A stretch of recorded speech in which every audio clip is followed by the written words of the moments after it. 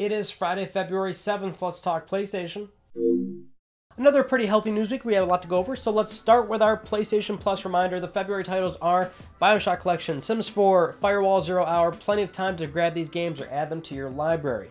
I want to start with Sony's Q3 financial earnings. Nothing super interesting here, but well, PS4 down, sales down, the gaming sector as a whole down because we're at the end life cycle of PlayStation 4. It's just a good reminder that I remember 3-4 years ago, a lot of people were like, wow, PS4 doing so well, maybe it'll beat PS2, but not quite. It is over 100 million, very impressive, but we are seeing that downward spiral, and it's not like that bad, but certainly it's going to struggle to reach the next platform above it, which would be Game Boy at 118 million units, and I think it can do it, but at that point, right after it beats over Game Boy, I think that's where we'll really call it quits. A little over 119, 120, somewhere around there. That would be my guess. Next up, we have an update from last week. If you remember, we talked about Sony trademarking PS5 in Switzerland. Well, it looks like they've done that with a number of territories. The US, UK, not Switzerland, we just did that one. Australia, there's one other territory in there. But Sony, of course, preparing for PlayStation 5 across the board when they really start to talk about it a little bit more. Which brings us to our next news story. Sony has listed some websites across PlayStation.com on multiple territories for PlayStation 5. It finally has an official listing of the page, and it's nothing too crazy. It just says PS5, but the wording is very particular in there, and that's what I want to go over with you. It says, we've begun to share some incredible features you can expect from PlayStation 5, but we're not quite ready to unveil the next generation of PlayStation. Sign up below to be among the first to receive updates as we announce them, including news on the PS5 release date, PS5 price, and the upcoming roster of PS5 launch games. So they want to have you join a mailing list. That's not really anything cool or surprising. I can see how people are like pretty pumped about this because it's something very small. We've been just dying for some actual legitimate PS5 information, so of course this gets everybody a little riled up there, especially when you have all the trademarks flying around. We are in the same year as PS5. We're gonna get news eventually. It's just a matter of how they do it. We know they're not going to be at E3. We know that they want to do smaller, more consumer-oriented shows.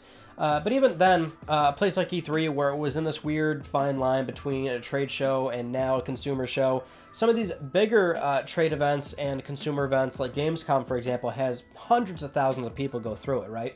And this is a good segue to our next news story about PAX East. Sony will be there near the end of the month from February, dipping a little bit into March. Sony actually has been to PAX East plenty of times, so it's nothing too revealing here. I wouldn't expect anything PlayStation 5 related, if I'm being honest, but this is what they said previously, that they're not going to E3 and instead smaller shows like this, hundreds of shows. So PAX East, unsurprising there, and they have done this before. They'll exhibit a few games. Announcements never really seem to be the place there, but maybe that'll change moving forward. But when it comes to PS5, maybe it'll be one particular game demonstration, maybe one little trailer, one little teaser. I wouldn't expect a full-blown PS5 thing there, but it is worth noting that moving forward, we might want to take a look at some of these smaller events as they come and go. Now, over on 4chan, we did have another PS5 Dev Kit Leak. This one, a little bit different. So this one is not immediately deemed fake like the one that we talked about. I think it was last week when we brought that up, because that was actually about almost 2 weeks ago now. We caught it right on the end of LTPS that 1 week. But this dev kit image looks a bit different from the first one, actually. It almost appears as though it's definitely a different version of the UI, but it also appears like possibly if it were the same as the first one or some way related, right? A different iteration of the UI. Perhaps we're looking at a different example where, if you remember when we talked about the first leak, it seemed pretty obvious that that wasn't the full-blown UI, right? Certainly if you clicked up or down, maybe you would explore a new menu of some sort like we do with PS4, right? The XMB is not visible until you tick up on the D-pad or the left stick there. So maybe we're looking at something here, although if you try to line it up, it does look a bit different. The sizing is a bit off. So it already looks like if this is a genuine image, it is a pretty different variation off of what we saw the first time. And keep in mind, the first one's not even confirmed real, but it is a matter of it looking pretty convincing, whereas the obvious fake that we saw from, again, almost 2 weeks ago now, that was easy to point out as someone trying to copy the first leak. I know, it's getting really confusing at this point, but we'll see it soon at some point. But the big PS5 news this week, probably the biggest news, is the PlayStation 5's undecided price tag. This is what Sony basically is saying, so this goes back to the Q3 financial report. During the earnings call, Sony CFO Hiroki Totoki had this to say regarding PS5's price. First, we must absolutely control the labor cost, the personnel cost. It must be controlled. In the initial ramp-up, how much we can prepare initially, we will work on the production and the sales, and we will have to prepare the right volume as we launch this. What is not very clear or visible is because we are competing in this space, so it's very difficult to discuss anything about the price at this point in time. And depending upon the price level, we may have to determine the promotion that we are going to deploy and how much cost we are prepared to pay. So it's a question of balance, and because it's a balancing act, it's very difficult to say anything concrete at this point of time. But when I said smooth transition, we mean that we will definitely choose the optimal approach and that we will try to have the best balance so that we will be profitable during the life of this product. So some very important takeaways here. To be honest, it's a major culmination of the big problem launching a massive entertainment product like this. Manufacturing, production, right? How many of these things can you make? Making sure the labor cost is down and reasonable and favorable to the manufacturer. But competition, he's indirectly stating it, but the elephant in the room is Xbox Series X. That is also a competing platform coming out this holiday season, and so it is very important that they have a price that is appropriate for the hardware, appropriate for them to take a loss on it, which is another point that he made in that second line there, in the second quote there, basically referencing, you know, how much are we prepared to pay, almost implying immediately that this will be the usual scenario with a brand new console launch where the manufacturer is going to take a pretty heavy, not heavy, but again, we don't necessarily know. I would imagine it might be a little bit steep this time around, just based on what we've been hearing about the platform, and that they can offset that with a bunch of, you know, PSN revenue and things like that. That's the difference between previous console generations. They have a lot more revenue from game streaming services, PSN, PlayStation Plus, but he was talking about preparing to take a cost,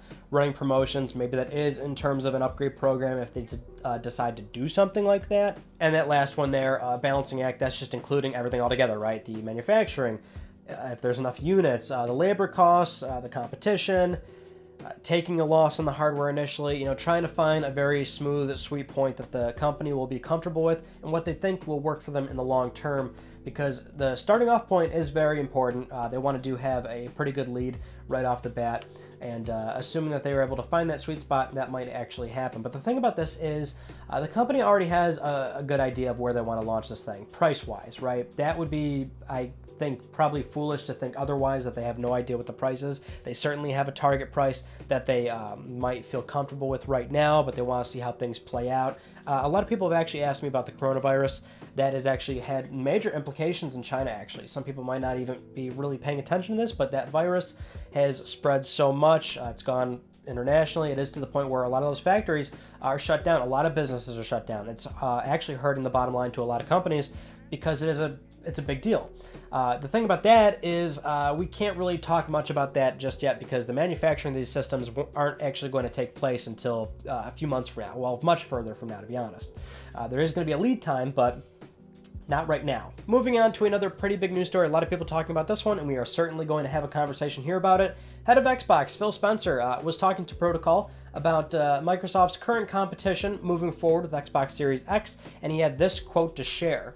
He said, "When you talk about Nintendo and Sony, we have a ton of respect for them, but we see Amazon and Google as the main competitors going forward.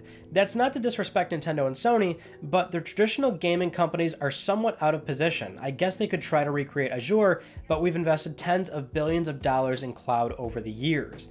He goes on to say, "I don't want to be in a fight over format wars with Nintendo and Sony, while Amazon and Google are focusing on how to get gaming to 7 billion people around the world. Ultimately, that's the goal." So here's the thing. I am slightly indifferent on this from both spectrums, because the thing about this quote is tons of, PlayStation fans came out the woodwork saying, "Oh, of course, you can't beat Sony, so your competition is something entirely different," which is just kind of annoying, because clearly the guy sees Xbox. I mean, this has been in the tea leaves for how long with Xbox? I mean, is this really surprising to anybody? It didn't matter really where their position was. For quite a while, not only did Phil openly say, "Look, we know that we pretty much got beat this generation, and we're just focusing on the customers right now, and we're focusing on turning Xbox into this service, into this brand, and trying to reach as many people as possible. How do people act like this hasn't been happening for how long now? It's been going on for the past 3-4 years, and it's only getting more and more aggressive. And it is to the point where Xbox is just, and even Phil, are really doing this in a very proactive, preemptive manner. And that's the thing about Sony. Sony's in the same place. The only difference is that Sony currently leads the actual format wars that he's referring to here, the hardware wars, if you will. Who sells the most amount of hardware units? But in the same vein, Sony still has that infrastructure as well. They have PlayStation Now. They still have remote play. They've been doing remote play for such a long time now, right? They've been doing these initiatives just as long, actually, well, much longer. I mean, we have remote play examples all the way back to PSP and PlayStation 3, right? Sony's been doing these things for a very, very long time. And so there's that spectrum, but the other spectrum is that it seems a bit off base for Phil to say that when he's actually referring to that area, right? When you're talking about streaming games, you're talking about reaching 7 billion gamers, you're talking about taking your Xbox games on any platform well beyond a piece of Xbox hardware, right? A smartphone, a PC, a television, doesn't matter where it is, right? That's their goal. But the thing is, Sony's also been doing that in the same vein. So while he's outright saying, I don't want to disrespect Sony or Nintendo, Nintendo really is kind of an outlier here. They've always been not really up to the the internet stuff and really going for those initiatives. So we don't really have to talk about them. But Sony's been doing the same thing.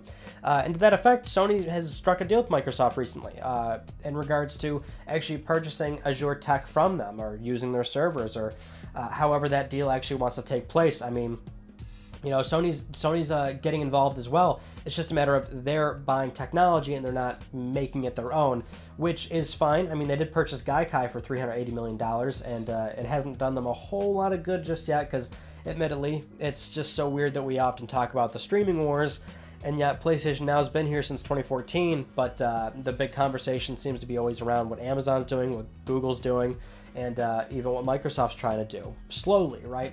What's still so fascinating about this whole conversation is that I can see why the company wants to go for reaching as many gamers as possible. This is a business. The software really is what's really important, right? Good games. You're going to play good games anywhere. That's why I think console wars at the end of the day is really silly. If you're a gamer, if you like playing games, why would you not want to play a good video game? I don't care where it is. And that's the thing about Xbox. That's the thing about what PlayStation's doing. That's what Google and Amazon want to accomplish. They want to get into the space of being the #1 place to play your games. They want to be that next Netflix for games. But it's still so early. We're still not there. We're not even close to there. They are just doing it so preemptively that they want to make sure that they have their foot in the door immediately. So it's not a bad quote. He's not really wrong. But he's a little bit off base, I think, because Sony is in a very well-positioned space, not just as a traditional console manufacturer, but also having a streaming service that has a very vast array of titles. They've had remote play initiatives. I think it's just more a matter of Sony needs to get the latency down. They need to make sure that they have all that technology backing them so that it feels like local play, so that they strike even more deals for more software. They're well positioned as a hardware manufacturer, but they need to make sure that they're ready to take over for this transition. And I still don't think it's going to happen anytime soon, but they do need to be ready. For our next news story, we have a minor shakeup at SIE. Nothing crazy, but Nicholas Doucette, who was previously the director of Astrobot Rescue Mission, and previously he's been a producer just at Sony Computer Entertainment as a whole. So I think he was part of a lot of the actual R&D department. I believe he played a big role in designing the DualShock 4, if I'm not mistaken, but he did a lot of stuff. He's been with the company for a very long time. Well, now he'll be the director of Sony Japan Studio as a whole. So we don't know where Alan Becker's going. He was previously filling this role, but there you go. Good example of Sony still moving a lot of people around right before we get to PlayStation 5. Moving on, we've got a rumor regarding Ratchet Clank coming to PlayStation 5, potentially as a launch title. This is coming from Colin Moriarty over on the Sacred Symbols podcast. He was quoted as saying, "I feel like that's going to be a launch game, the Ratchet Clank game that's been long in development at Insomniac." So for those that don't know, Colin Moriarty previously of IGN, kind of funny, and then going independent. He has solid sources in the industry. Plenty of times he's leaked things or gotten things correct because he actually has close contacts at Sony's internal studios. He covered PlayStation his entire career, and he still does. So this is something that is certainly interesting, and all that it's not surprising, right? even after the acquisition, I mean, Sony always lets Insomniac do Ratchet & Clank, even though it's Sony's IP, that's their baby, and they pump out beautiful-looking, fantastic platformers. I love platformers, so let's see it. Insomniac always has a smaller team just toiling away at a Ratchet & Clank title, so it seems like they've had not a very large amount of people assigned to this project as they concurrently do their bigger project like Spider-Man, for example. But the studio is big. They've got a lot of people there, so certainly there is a Ratchet & Clank game coming at some point. Now, getting into Ubisoft's financial report, they had revealed that from April 2020 to March 2021, they'll be releasing 5 major AAA games that will be available on PlayStation 5, which we know Rainbow Six, Gods and Monsters, Watch Dogs Legion, and there's 2 unannounced titles, which a lot of people are speculating what that could potentially be, but then Kotaku's Jason Schreier chimed in that it's Assassin's Creed and Far Cry. So these are 5 PlayStation 5 titles that we can expect. If you remember, we did a PS5 confirmed games video. These were all pretty much in there, but it's good to see that we also have Assassin's Creed, and that's not really surprising. That's like one of the biggest not well-kept secrets in the games industry right now, and also Far Cry. They love pumping out their Far Cry games, but those are some games that we can look forward to. Now, during the earnings call, I believe, with Ubisoft, the CEO, Yves Guillemot, actually had this interesting quote to share about backwards compatibility. Those consoles will be running almost all of the back catalog of the previous consoles. It will be something new in the industry. It will help the old generations to continue to big consoles on the market for years to come. So some people are taking this a bit too far and thinking that it means further than PlayStation 4, and if it is the Xbox side of things, it is further than Xbox One, because Microsoft has that program in place where they have done a lot of curated software emulation, but the PlayStation fans are focusing on consoles beyond PlayStation 4. But remember, when he's saying consoles, that's referencing both machines, right? So on Xbox, it would be Xbox One, 360, and original Xbox, and on PlayStation, it would be PS4. And he says most titles will be available. The thing is, even the way he's quoting it, I'd imagine he's actually just referencing strictly the support of PS4 and Xbox One games, to which Sony said that they're trying to secure full compatibility. That doesn't mean like 30% of games won't work, but I would imagine that means like a 1% might not be completely compatible due to outside peripherals or weird functions with like the PlayLink titles, right, with a smartphone, for example. Certain things like that may be a little bit inconsistent, but if it's a general PS4 game that just inserts as a disc and it doesn't require anything else, anything special, it'll probably work. And that's the same on the Microsoft side as well. Next up, Sony's going to be closing one of their developers, part of Worldwide Studios, but relax. It's Manchester Studio, which is a developer you may not even know about because they never released a game. So they were originally formed in 2015, and their name wasn't originally Manchester Studio. I can't remember what the original name was, but this studio was basically purpose-built for VR content. So PlayStation VR came out 2016. This studio was formed pretty early to make sure that they had content up and going. I'm guessing that they were doing something a bit too ambitious, or maybe they kept starting and stopping projects, making vertical slices that didn't work, requiring too much resources. Who knows what happened, but it's been 5 years. They didn't put out a game, so the whole studio has been deemed redundant and will be closing. So no clue what's going on there. To be honest, I think this will be a great story 2-3 years down the road when we hear about previous employees telling us what happened there, because it's probably pretty ugly, I'd imagine. That's 5 years of nothing, so not good. So it might have been a good call to close that studio. Now, we've got an update on Dream's single-player campaign. Remember, this game's coming out February 14th as a full game, as in it's generally complete, but it'll still be iterated on plenty of times. But the campaign is apparently 2 to 3 hours, and it is the same veins of what Media Malka did with Little Big Planet, where everything you see in this campaign can be made yourself, so it gives you an idea of what can be accomplished. And I think what's really impressive about what we're looking at so far in the Dreams campaign is that, well, it's just what is so great about Dreams in the first place, right? It's not this just typical little platformer game like Little Big Planet. As impressive as LBP was, it was still very crude, and you could tell what was being used and what parts were being put into the game and things like that. But Dreams is on a whole nother level. It just, you can do so much with camera angles, creating full textures, assets, and so it's really just super impressive. I try to give this game a little bit of attention every so often because certainly Sony's not doing it all that much, and it just looks unbelievable, to be honest. And to see that Media Molecule can use their own tools to make something that's 2-3 hours long, and it's 3D, you're moving around, it's complex, there's storytelling, that, you know, people making stuff in that game can really accomplish something fantastic if they put their minds to it. Now let's get on to Let's Talk Plus, the weekly Let's Talk PlayStation giveaway where one of you